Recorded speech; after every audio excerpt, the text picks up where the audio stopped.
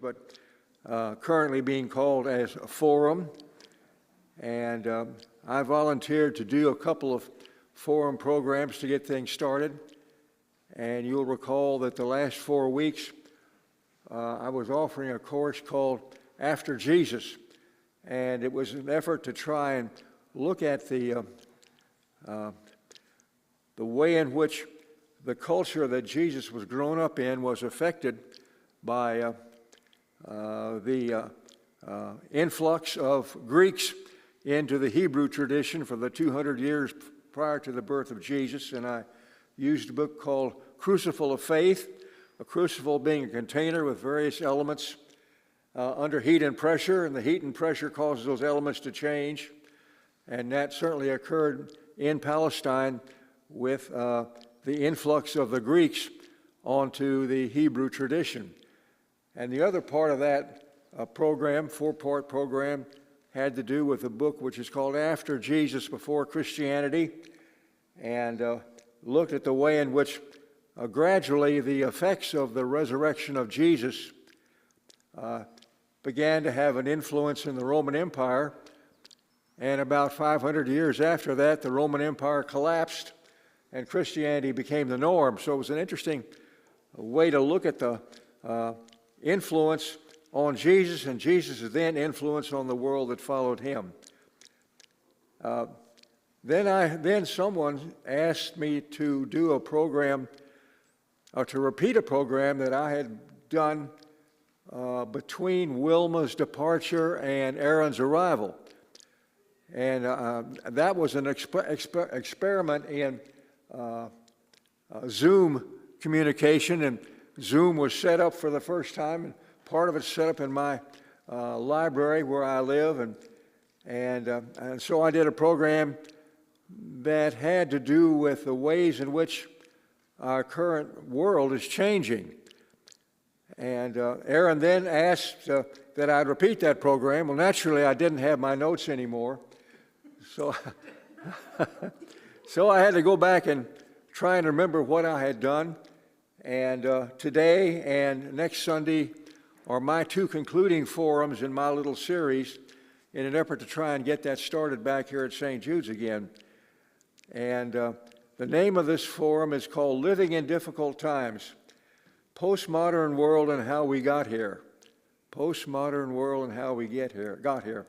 And so we're going from a 4-part series in the time of the life of Jesus to our own times. And I hope you have an outline for this because it would be helpful, I think. Mostly in the 4-part series that I did several weeks ago, I was using material that I was really not very familiar with. Frankly, it wasn't talked about or taught when I was in seminary. And so I was using other people's material. Today I'm using a lot of my own material, and it's my own particular take on a book called Transitions. As many of you may have seen this or read it. If you've not, buy it and read it. It'll really help you understand what happens when certain things take place in your life that seem to be unexpected and undesired, and yet are part of the normal process of life moving forward. It's really a book that talks about the experience of the process of change in life. And Bridges, who sort of invented this idea, he's died since then, and wrote several other books, but they're mostly just takes on his original book. Talked about the experience of the process, how we experience change in our own lives. And it's not just going to the store or a different store, or maybe even necessarily moving to another part of the world. It's a change that affects the level of a person's consciousness. It's it's an event that'll happen in life where you have to think a different way, and you have to open your life to seeing things in a way that you've not seen them before. And that's why transitions are really significant. And there are 2 different ways in which transitions occur. The first has got to do with natural process of life. there was a book called Passages. I don't know whether you remember Passages or not, Passages. And life does have passages, and I am in one. I'm in the later elder stage of life, and you'll probably be able to understand that when you've listened to me for a while. And so I'm familiar with the other passages. I've made all of them, and so I'm fairly familiar with what they look like and what they're like.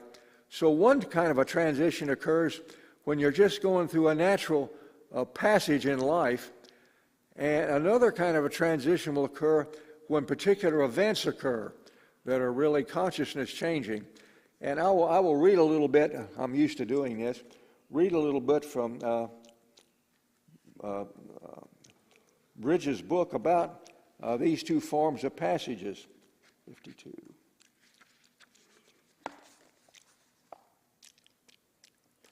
Okay.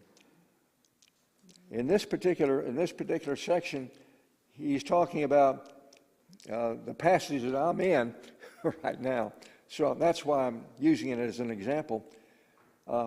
In the end, the homeward journey of life's second half. Everybody here is in the second half, I think. Yeah. Steve, are you in the second half? I guess you might be. You might be. Yeah. First we unlearn the whole style of mastering the world that we use to take us through the first half of life. So something happens, and I think it happens probably somewhere in the late 40s and early 50s, where you have to let go of everything you've learned in order to be able to catch on to what's apparently happening now and freshly in life.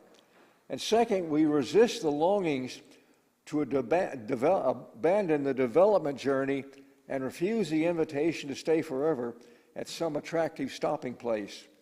And the third, we recognize that it will take real effort to regain our inner home. And so that's about what I would call an existential passage. Here are some of the things that happen in life that are possible events to happen in life that will also provoke a passage. Losses of relationships. When relationships have gone out of your life in the past year, list everything from a spouse's death to a friend moving away, marital separations, children leaving home, alienation of a former friend. How about the death of a pet or the loss of some admired hero or anything that narrows your field of relationships? So that's one of the events that can happen in life that will serve as a passage.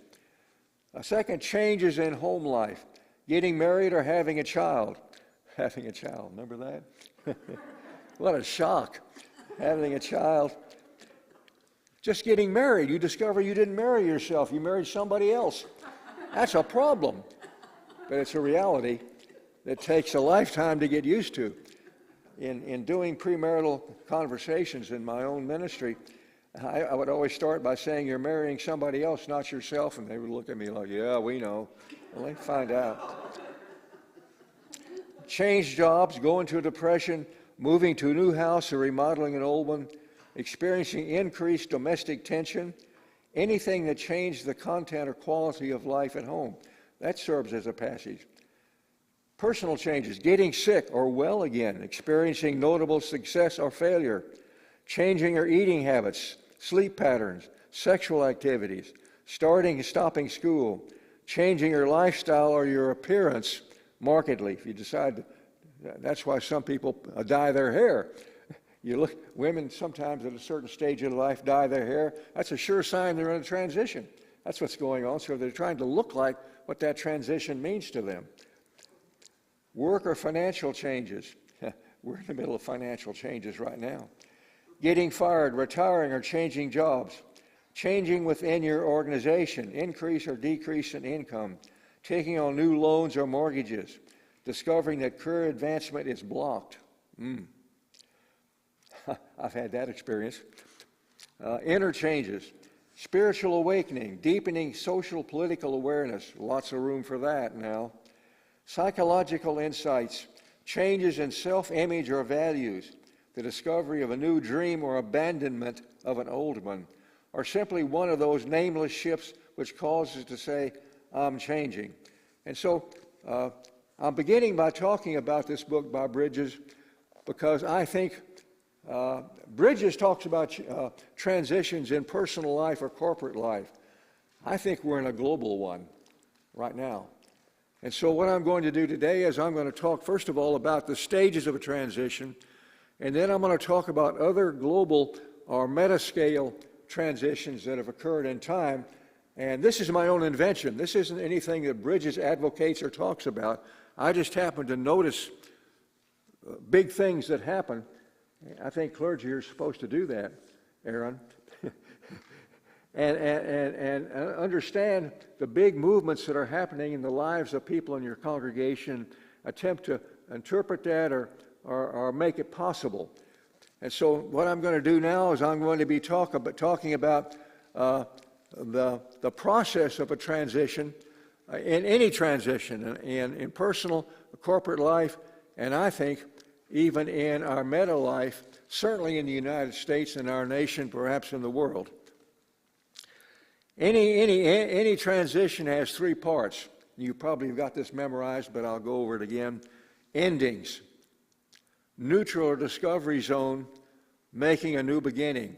So those are the three stages that are involved in any transition in personal and I believe in our national corporate life, because I think we're in a neutral zone.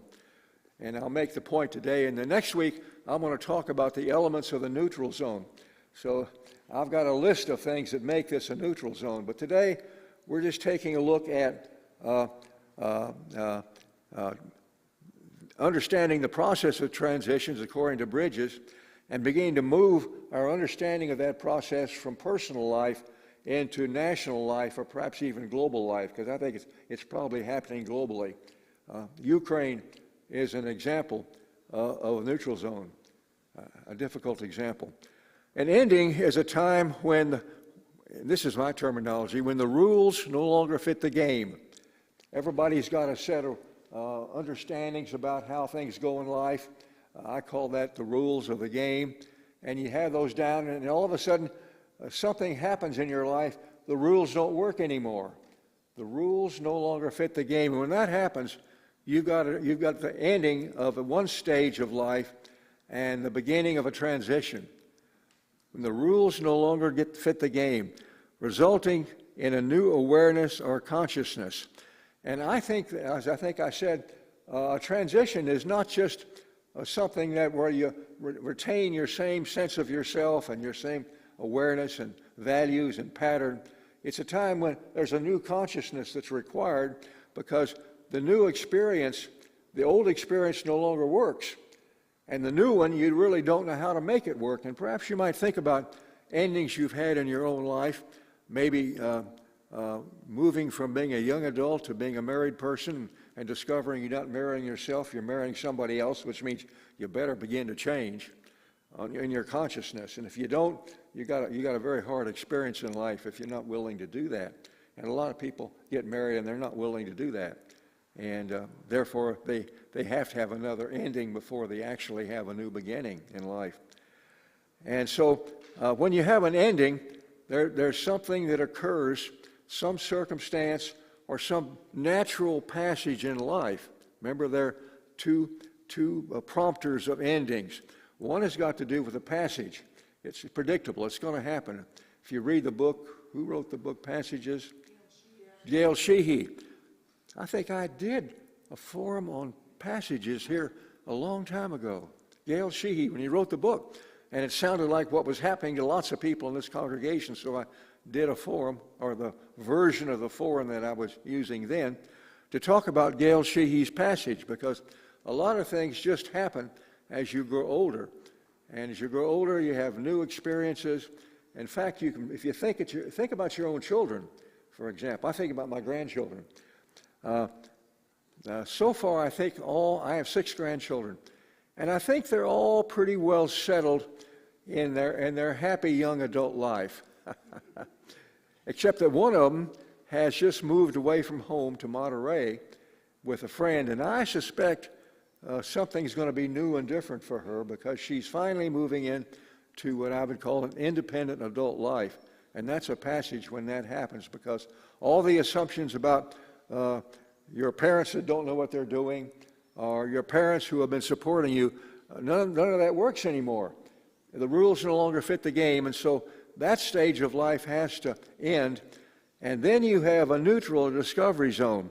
That's a period of a search or experimentation with the unfamiliar to determine what's next appropriate for life given new consciousness. So I suspect that my daughter who moved to Monterey, she's going with a guy that lives in Hollister, I think. I think that's why Monterey.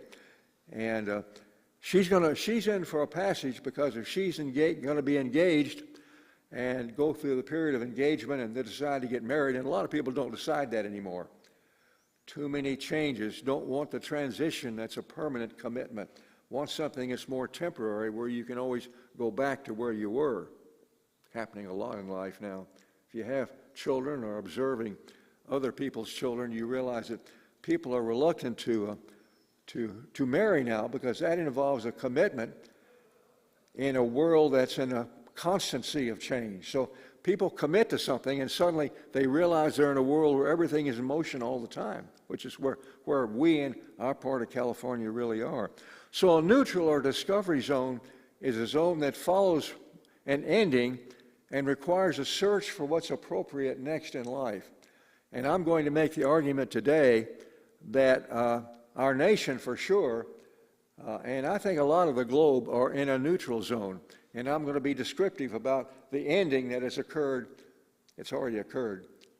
And if people talk to you about the modern world, forget it. It's not here anymore. We don't live in a modern world. We live in a postmodern world. And every time I see the world modern, I say to myself, they don't even realize what's gone yet. They'll realize it sooner or later. Then the next stage of any transition, as Bridges describes it, is making a new beginning.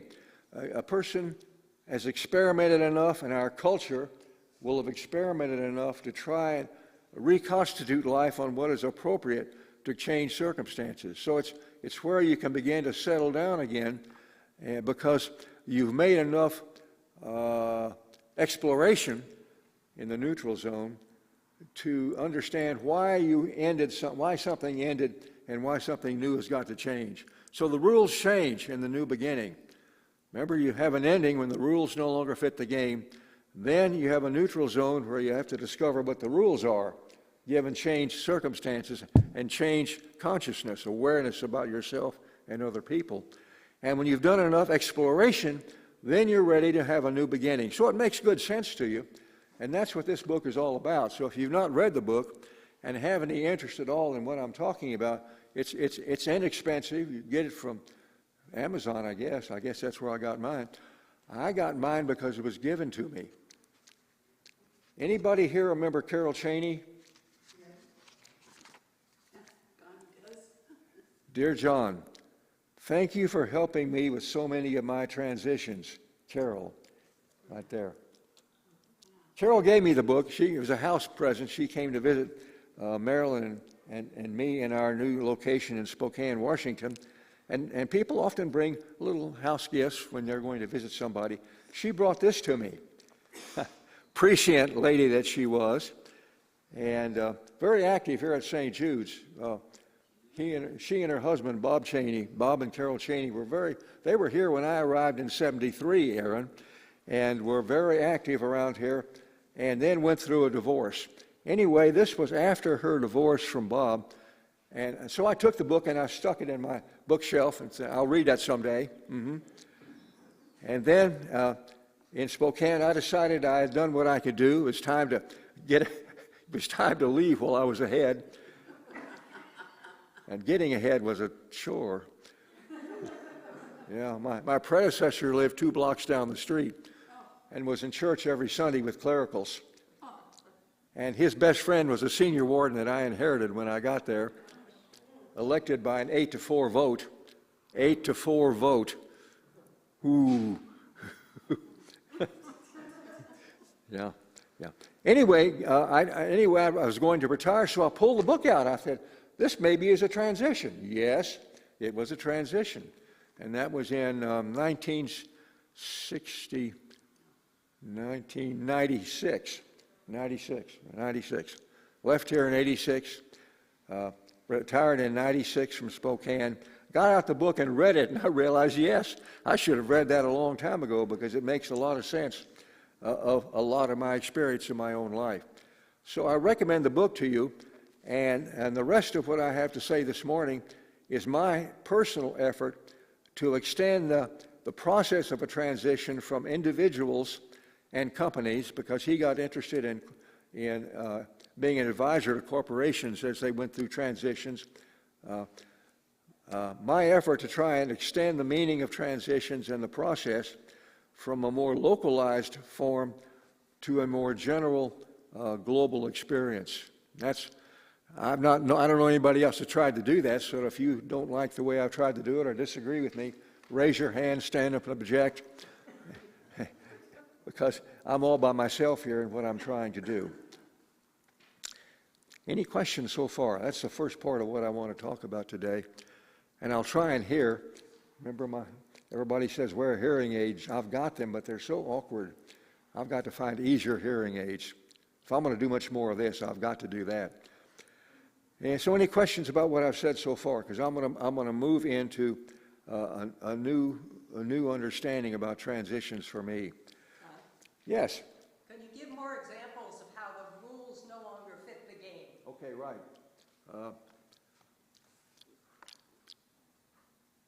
You've just married somebody else. And let's say you're in the habit of living in a spotless, germ-free home. Everything's always hung up. Everything is always clean and washed. You could drop a 25-cent piece on the bed. They would hop up like that. They did that in officer candidate school when I was there. They'd drop a coin on the top of and boy, if it didn't move up, you take the bed apart and start again. And you've decided to marry somebody who is right from a zero on cleanliness and neatness. And suddenly you have to make a compromise, because if you think that the person you're married who doesn't know how to vacuum, leaves the dishes stacked in the sink, wears old underwear, and that's absolutely anathema to you, then you're not going to be able to get that individual to make a complete change. You may have to make some compromises in there. So or let's say you've actually had children, and let's say they're turning 11 or 12 years old. And suddenly they become aware, because it's a natural process of life, they become aware that they're not identical to their parents. Oh, remember those days? And there follows a whole neutral zone of teenage life with a lot of experimentation about the kind of person they really are supposed to be, even though they have parents who they discovered they're not identical with. And so you've got this neutral zone for young people that usually ends in the late teens, early 20s, when they finally have done enough exploration about their identity and their values and their interests to realize that they're okay with that and they don't have to be like their parents. And so everybody can breathe a sigh of relief. Yeah, Susie? We've done marriage, we've done having children and having them grow older, but we're getting older now. Can you give an example of rules not fitting the game as we get older? I'll give you my own rule. I think looking back on me, as most of my life as a young adult and adult, and I was a very go-getting, hard-hitting, full of energy. I think back when I came to St. Jude's, there were 3 services, and I started at what's called a Live and Learn.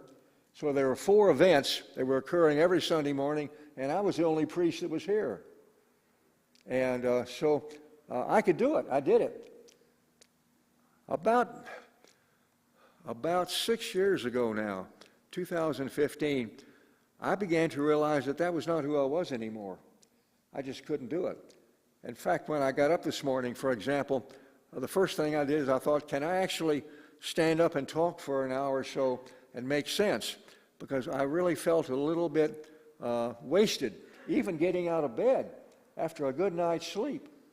And so if you haven't gotten there yet, you got something to look forward to. Robin, look forward to that. That'll happen. Yeah. And so that's an example, a personal example. And I think I'm doing okay so far here. I'm on about a B plus, something like that. I talked to my brother on the phone yesterday, and he's been watching me on Zoom. He lives in Austin, Texas. He says, John, that's just really good. I said, what'd you say? He said, you did a good job. And he kept saying that, and I kept saying, I can't believe that, because I didn't have that experience of myself. I'm doing better this morning. I'm a little bit more spontaneous and not trying to tell you about something I've just discovered about. Yes, Marilyn? When you're fulfilling your purpose, though, I experience a lot more energy coming to you, and you make it through what you... If I'm doing something that has to do with my purpose for life, I rise to the occasion. But I'll take a nap when I get home this afternoon. That's an example. Yeah. And for example, another retirement is one. Another personal example. When I decided to retire from my position in Spokane, Washington, that's when I got out Carol's book, because I knew that this is something different, because I had just had, the day after Monday morning, I just had a huge party and people appreciated and all that. Suddenly they were all gone. They were all gone. There was a search committee. They were looking for my successor. How could I possibly be succeeded? I was succeeded. She was not success. He was not successful, but they got another one who was very successful.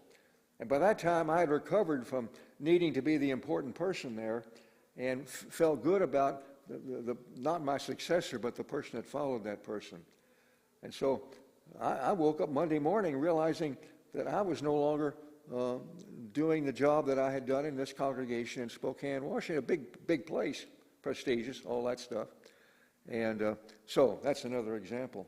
Yeah. I would say one of the things in society that is experienced, I know you have personally, is the gay culture that is now so accepted by many. The rules have changed about that. Boy. When you were a young man, I mean, homosexuality, no way, right? Didn't use the word. Right. Now you understand so much more about same-sex relationships. That's a huge change for the clergy and for society. I think that's... Everybody listening? Really true. Can you repeat that for our online folks? Say it again. Can you repeat what Diane said? Yeah, Diane talked about one of the transitions that our society at large is currently making. By the way, I'm going to talk about that next week, because I think that's an element of the neutral zone, is human sexuality.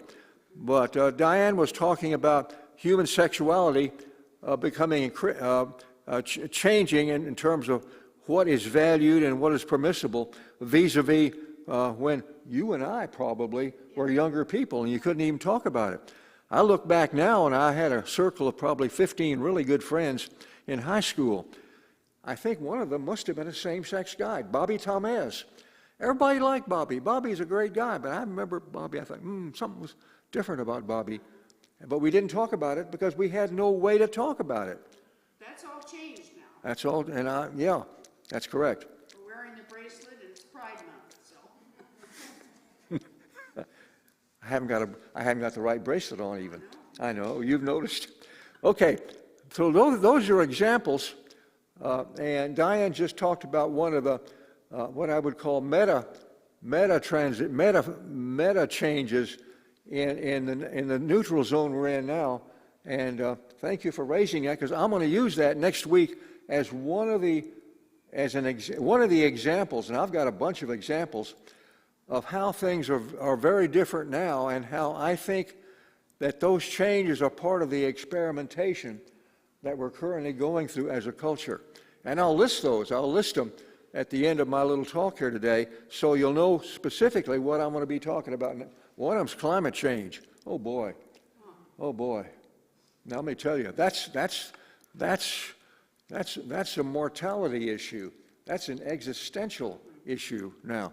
And a lot of people don't even believe in it. My brother, who lives in Austin, Texas, is just beginning to consider it. He's a great guy. But he was a petroleum engineer, too, so you can understand his reluctance about climate change. We don't talk about that yet. Well, we will in time. So I'm at point number 2 in my little outline here. How am I doing? Oh, my goodness. All right. I've looked back, and I'm not an academic historian, so bear in mind that I may be leaving some things out, or I may be stating some things inaccurately.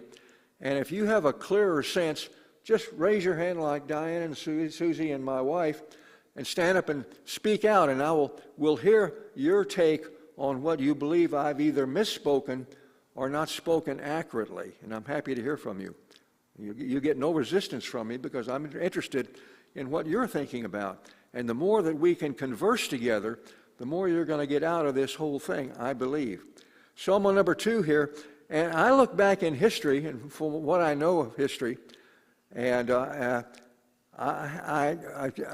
had some extended areas of history that I believe at least were what I would call hinge, H-I-N-G, hinge points. Hinges are what attach the door to the post, and you open the door, you have a hinge that has to work. And so to go from one room to another room, the door's got to open, and the door has to be on hinges. And these are examples of hinge points in history that I don't know enough about to really identify as having been transitional periods, but I think they must have been. The first of those is around 500 BCE. That was called the axial age. Axial means an axle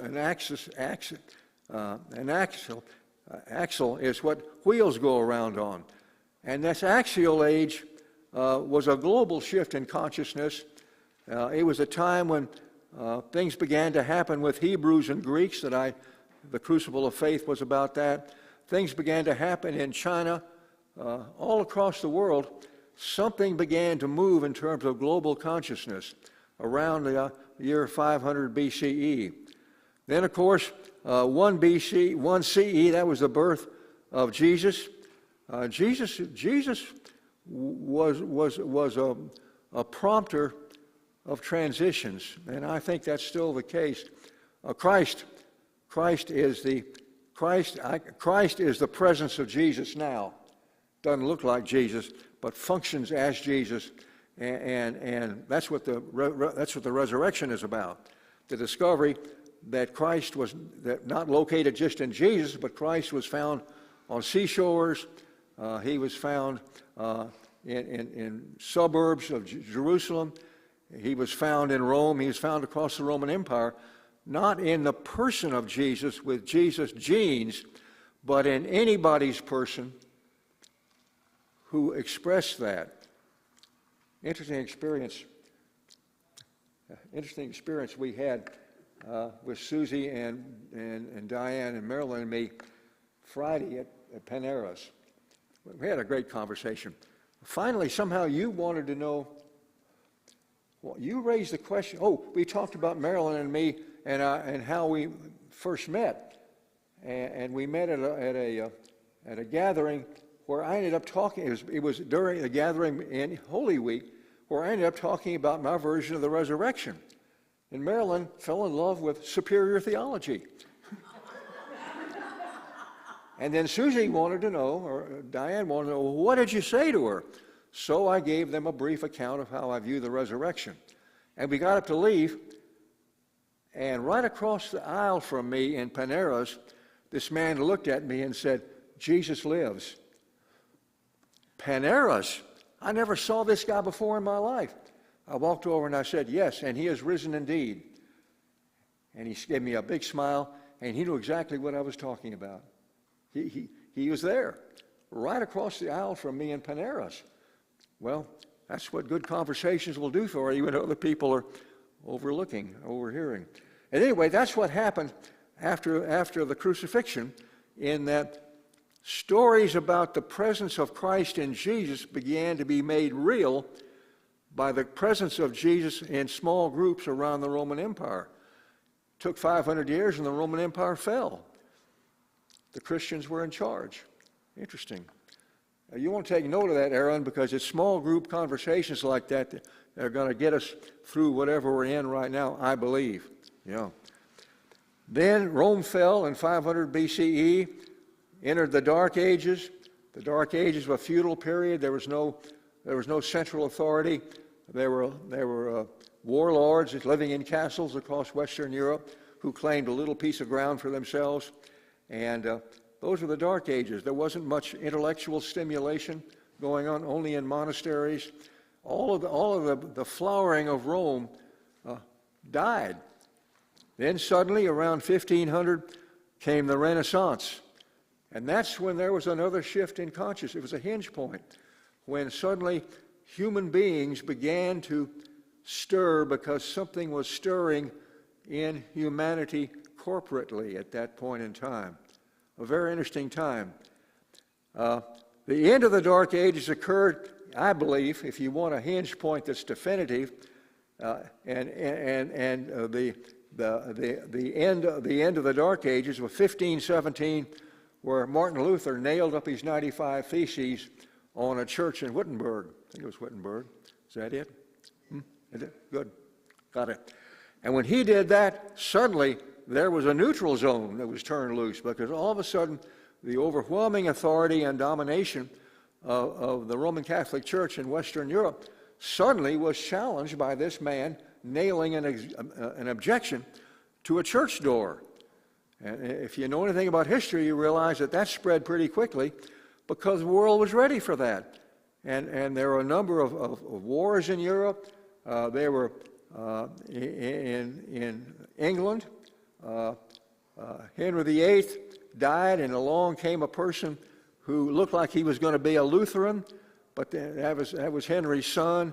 Then Henry's son died, and along came a struggle for the throne, and Elizabeth I goes to the throne, and suddenly you have a revised version of Christianity taking place in England.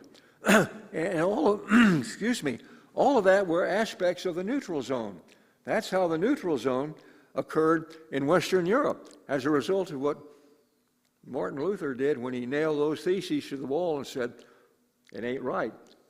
And it was apparently ready to be recognized as not right because it sprang up all over Europe. And so the Western world was ready for that at that particular point in time. That was a neutral zone, I believe. In the 1600s, there was a new beginning, 1600 BCE, not BCE, CE. A new beginning with the scientific revolution and the term modernity. Marilyn and I enjoy a video opportunity from a company called Great Courses. Anybody ever heard of the Great Courses? Yeah, we listen to Great Courses probably 2 or 3 mornings a week, and we're currently, for the second time, listening to a series on skeptics and traditionalists in the theological West. And you got all these interesting people that he's talking about who were part of the rise of the scientific way of looking at the world. And gradually that particular way of looking at the world found a home in a man named Nietzsche, who pronounced the death of God. Well, the death of God occurred also in the 60s, I think. I don't think that God has died. It's just that your comprehension of God no longer works, and therefore God doesn't have the same access to humanity, which is necessary. God does not come in and hit people over the head. He gains access to people who are receptive and are willing to accept the Spirit of God, and when that happens, God is present. And when that is not happening on a large scale, God is dead. And I'm not announcing that to you. That's just an historical fact. And then along comes World War I. World War I. Yeah. And I had a predecessor in Spokane who was not always easy, but he was a lot brighter than I was. So I listened to him occasionally when he told me what he was thinking about. And he said something very significant happened in 1916. Anybody have a memory about what happened? Two very famous battles, Verdun and the Somme, and they were bloodbaths. The Germans looking to bleed the French army attacked Verdun, and that battle went on for probably 7 or 8 months, and hundreds of thousands of people died as a result of that. Inept leadership, a bloody strategy. The authorities of the time were beginning to be questioned because look at what they had done. They sent all of those human beings into death in Verdun, and then on the other side, the Allied side, they decided they were going to attack through the Somme River, and just about as bloody as Verdun. And so the German authorities were proved wrong at Verdun. The English authorities were proved wrong at the Somme, and I suspect, even I was not living then, I suspect there was a great deal of questioning about. Yeah, Doug, you got something? One thing you have mentioned here, 1915, the world's first great genocide. Stand up and say something out loud. Louder, Deb. Louder. You can't hear First major genocide. Oh, Killing Armenians. Armenians. I didn't include that, but Armenia, there was a huge. There it is. Yeah. So stuff began to happen, didn't it? And what was happening demonstrated that the old rules no longer fit the game. For example, the ways in which wars were conducted, the weapons and things, that's strategies that had become normative, just no longer were there. They no longer worked because they're machine guns and poison gas and tanks. And suddenly the whole way in which armies fought each other was in deep question at a very high price to humanity. Now, I have included in my in these notes a poem that was written. You may have heard me quote this poem before. A poem, Barbara. William Butler Yeats, and I've copied two verses. I skipped the second verse, first and third verse on the back page, and this is something that Yeats wrote in 1919, just after the end of the war. And Yeats saw something that I doubt other people saw. But this was the death knell of modernity, and I'll read it to you. Turning and turning in the widening gyre, the falcon cannot hear the falconer. Humanity is the falconer is God. The falcon cannot hear the falconer. Things fall apart. The center cannot hold. Mere anarchy is loosed upon the world. The blood-dimmed tide is loosened, and everywhere the ceremony of innocence is drowned. The best lack all conviction, while the worst are full of passionate intensity. Does that sound familiar? 1919. He's a prophetic guy. And then the third verse. The darkness drops again, but now I know that 20 centuries of stony sleep were vexed to a nightmare by a rocking cradle. And what beast? That's us. Its hour come round at last, slouches toward Bethlehem to be born.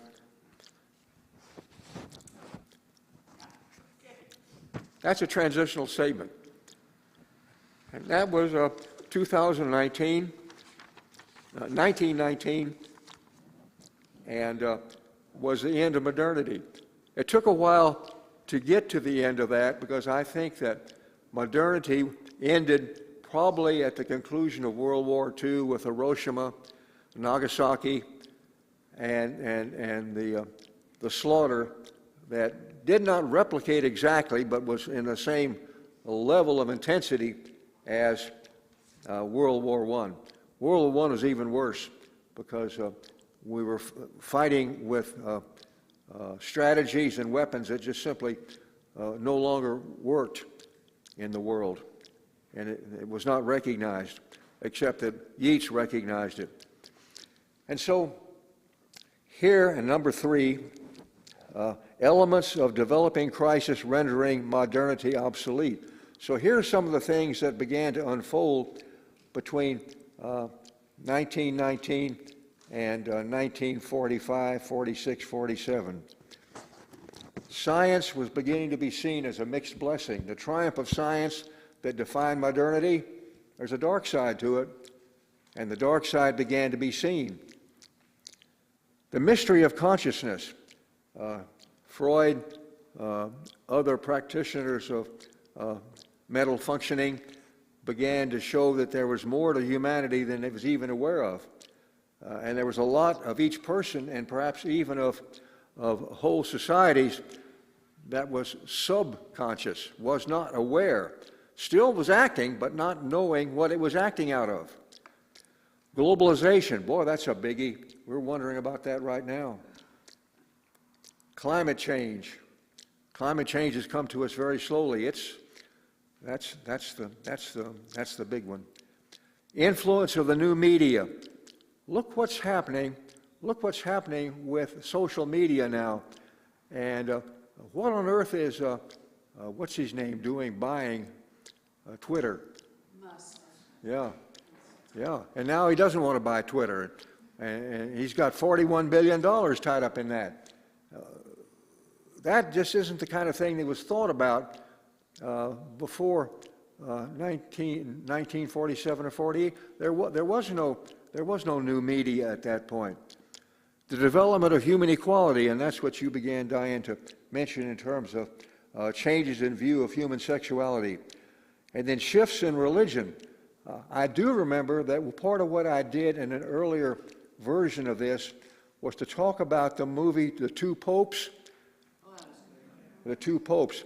One of them Benedict XVI and the other Francis I. It was an interesting movie because it was a movie that really dramatized the difference between the religion that most of us were born in. Actually, I was not a Catholic, but I was born in that particular stage.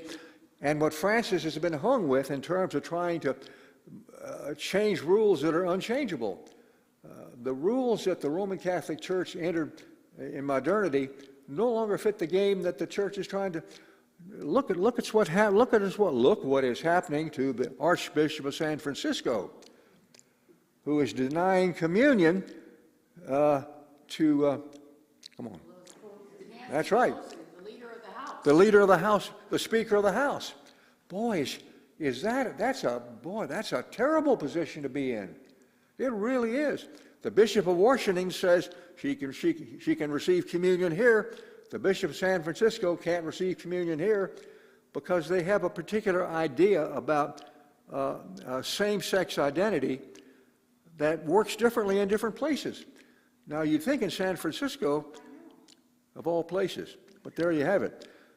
And so what I'm trying to talk about is a whole series of crises that have rendered modernity obsolete and have taken us from the end of the 1600 to early 1900.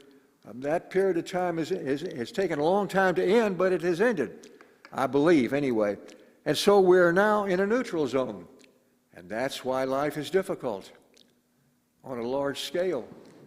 It's always difficult. Any individual life that is in a neutral zone is going to be complicated and messy. It's just hard to do. Just think about what it was like with your teenagers. Or think of what it was like when you were trying to get used to somebody who insisted on everything being 100% clean and neat all the time, and you were pretty messy.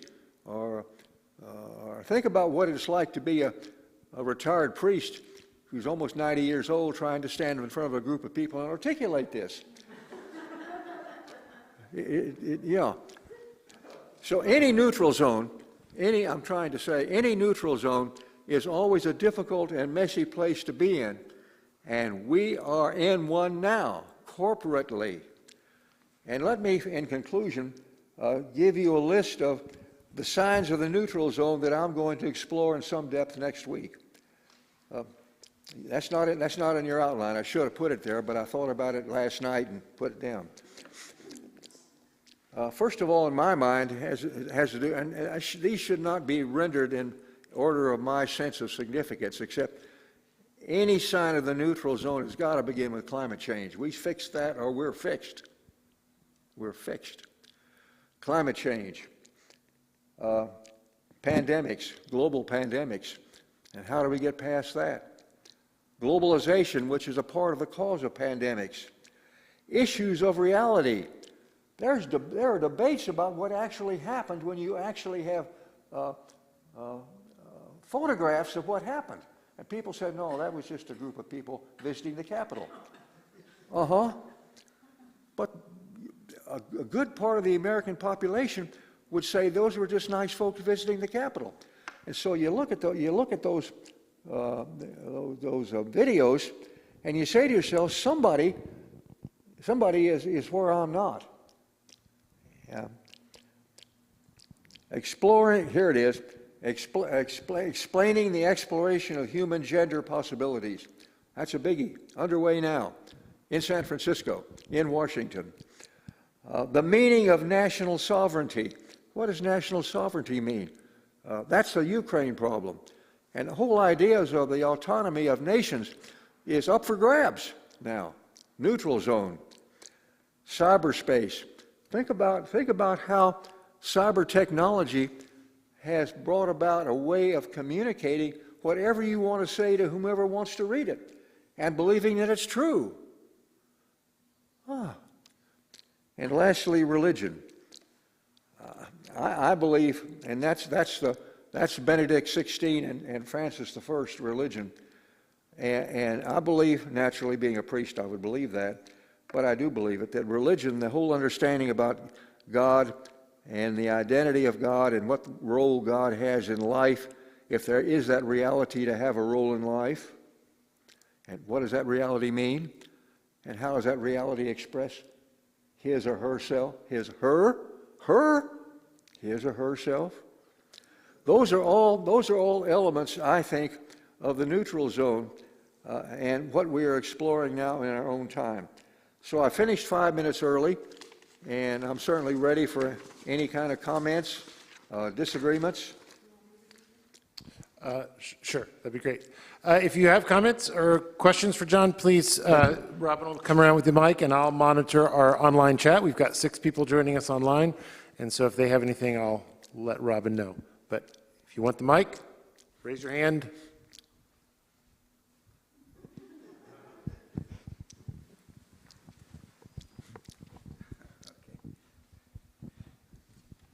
Yeah, Doug.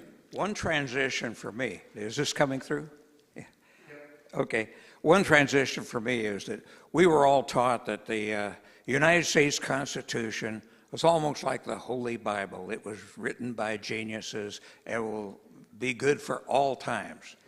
And those gentlemen, James Madison in particular, made that Constitution. It's based on Connecticut's Constitution, so it's very difficult to change.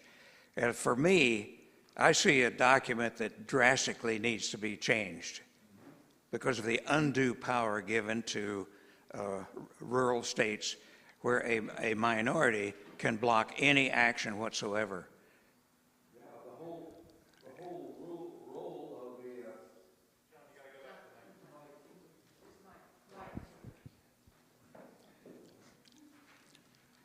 of the whole role of the what's it called? United States Senate? Yeah, no, not the Senate, but the way in which we apportion votes. Electoral college. Whole role of electoral college. The geography of our nation has changed considerably. And I suspect that one of the reasons things aren't working well is because that change has made the role of the electoral college more confusing than it was initially. So that's one example of the rules no longer fitting the game. But when you think about changing the Constitution upon which our nation as a secular entity is based, you realize how difficult a thing that really is. You want to say anything more about that, Doug? What about changing the Constitution? Anything you want to talk about? It's virtually impossible to change the Constitution. It is. And the main culprit is that we have a Senate that does not represent people, it represents areas. Mm-hmm. And certain areas, like the central part of the country, which is sparsely populated, is becoming even less populated. Yeah. And so it gives that area even more power, and they basically have a complete check on any change. Right behind you, Connie Erickson's got a point. You want to pass that right behind you, Doug, to Connie, please? The Constitution has been changed by constitutional amendments. Amendments, yeah. So, but that is difficult to bring about as well. It's not, something simple to do. So, but it can be done. But then, of course, we have a Supreme Court that sometimes wants to change those things as well, as we're seeing right now. And somebody wants to murder a member of the Supreme Court. I think the ERA amendment is an Drop your example from Connie. Please. The ERA amendment is an example of Connie that did not get through. Equal Rights Amendment to allow women to be equal. Yeah. The difficulty in doing that is the fact you've got to get a certain number of the states in agreement about it. And we can't even agreement on guns. But that's what we're talking. If you're getting a feeling for what we're talking about, that's the neutral zone. That's where we are, and that's why life is a challenge. Yeah, Kathy. John, one takeaway I had from the transitions book is that things can go better in a transition if an individual is aware of those three stages, the letting go of the old, the being in the neutral zone, and then the embracing, the intentional embracing of kind of the new beginning with a new understanding of the rules that are going to be applied going forth. It strikes me that is easier to do on a personal level than when you're in a situation where the transition is being driven by so many external factors that, at least for me, I don't feel like I have any control over. And so I'm not pointing that out with the expectation that you would have an answer to that. I just think that that's one of the things that makes it so much more difficult when you're in a situation where the transition is not being driven by anything that you have any power over at all. Well, I appreciate your being here. Any final words from the rector? Sure. Well, thank you, John, and thank you to you all who are in the room and to the folks who are joining us online. It's great that we can do this together. John will continue next week with part 2 of this two-part series on living in difficult times, this transition through and in postmodernity. A book I think I mentioned this last week, but it ties in very well with what John is talking about today that I just finished is Work, Pray, Code. The book is Work, Pray, Code. You may have seen the author, who's a sociologist from UC Berkeley, interviewed recently. She's been making the circuit of interviews to get her book out. It's a great book. It ties directly into what John is talking about as it relates to the transitions in religion and spirituality and how work, especially here in Silicon Valley, is directly linked to that and has profound implications, not only for religion as a whole, but what it means to be a faith community here in Silicon Valley, which, guess what? We are.